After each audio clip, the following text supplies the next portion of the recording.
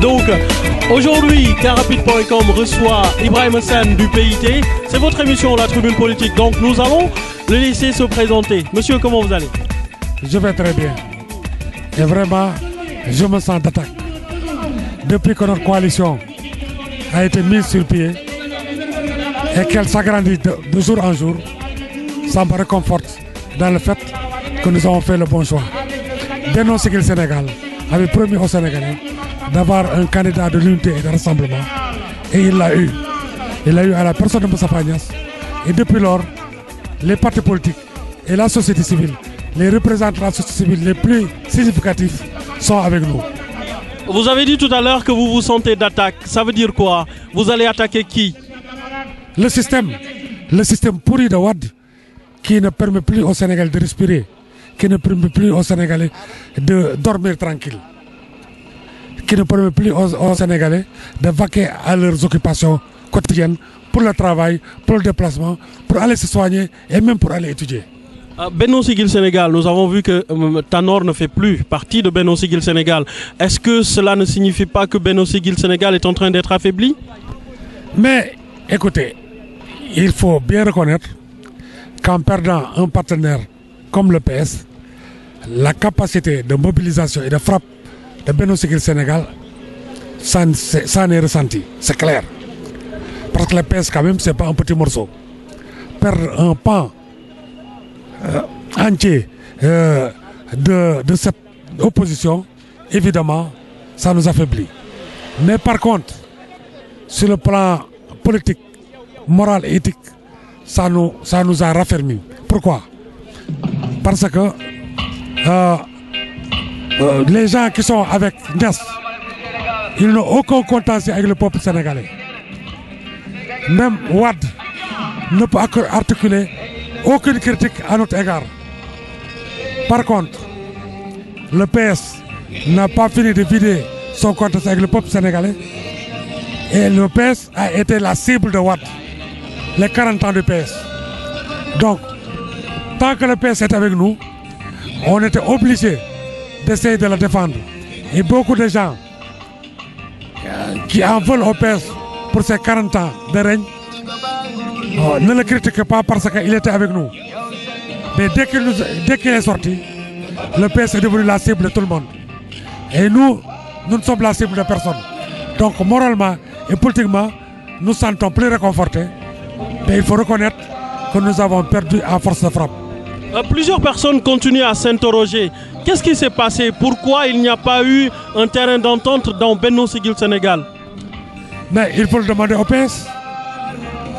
Benno s'est battu autour d'un programme dans lequel il y a une nouvelle constitution pour une nouvelle république, des mesures d'urgence pour faire face aux problèmes des Sénégalais et un programme économique et social de rupture avec les 50 ans d'orientation politique économique du Sénégal. Pourquoi au dernier moment le PS s'est senti obligé de se démarquer de ça? Il faut demander au PS. Est-ce qu'aujourd'hui, dans cette séparation ou dans cette dislocation, vous pensez pouvoir battre Abdoulaye Wade s'il se présente en 2012? D'abord, il n'a pas le droit de se présenter. Le premier tour pour Abdoulaye Wade, c'est sa candidature. Nous ferons tout pour le battre au premier tour, sur sa candidature.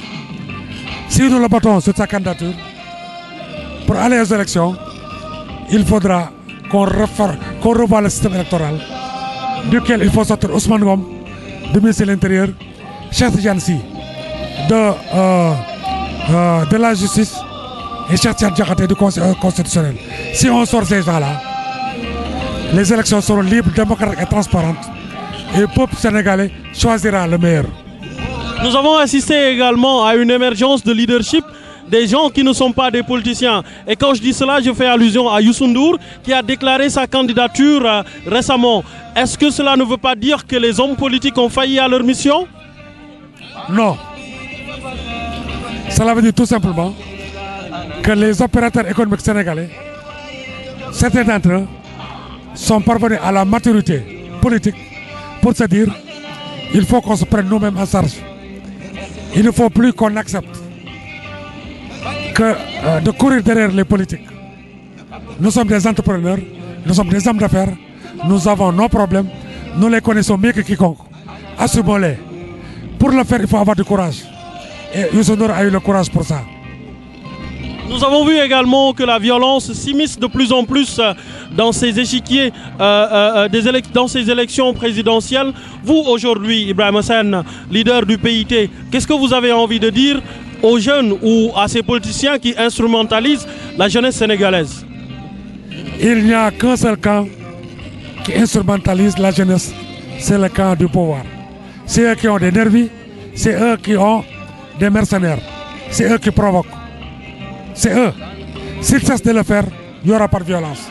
Mais c'est eux. Donc il ne faut pas dire les politiques. Il faut avoir le courage de dire que c'est eux. Chez Barthélémy Dias, c'est eux. Chez Bathily, c'est eux. Chez Tanor, c'est eux. Chez Dias, c'est eux. C'est toujours eux. Et avant ça, au niveau de la presse, c'est eux. 24 heures chrono. C'est toujours eux. Donc, c'est à eux de cesser d'instrumentaliser la jeunesse à des faits de préservation de pouvoir.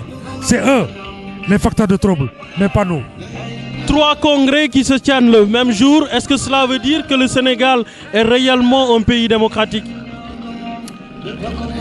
Il ne faut pas mélanger les choses.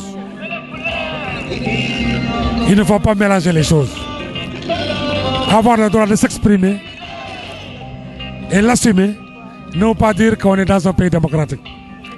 Parce qu'un pays démocratique repose sur l'état de droit. Or, le Sénégal n'est pas un état de droit. Il y a des parcelles de liberté et de démocratie que nous avons conquises et sur lesquelles on se mobilise pour les exercer. À contre-cœur de Wade, si Wade pouvait, il nous aurait interdit. Mais il ne peut pas parce que nous sommes debout et nous ne laisserons pas faire. Ça, c'est pas la démocratie. La démocratie, c'est quand le pouvoir respecte les libertés élémentaires de tout un chacun. Personne n'a besoin de mobiliser des troupes pour assumer ses droits. Nous ne sommes pas dans ce système. Monsieur Ibrahim Sène, qu'est-ce qui va être votre dernier mot? Aujourd'hui, c'est votre congrès, vous attendez des milliers de personnes. C'est quoi votre dernier mot? Mon dernier mot est que ce congrès se passe sans provocation externe de la part du pouvoir et que nos militants et sympathisants puissent rentrer chez eux dans la paix et la tranquillité. Merci. Merci.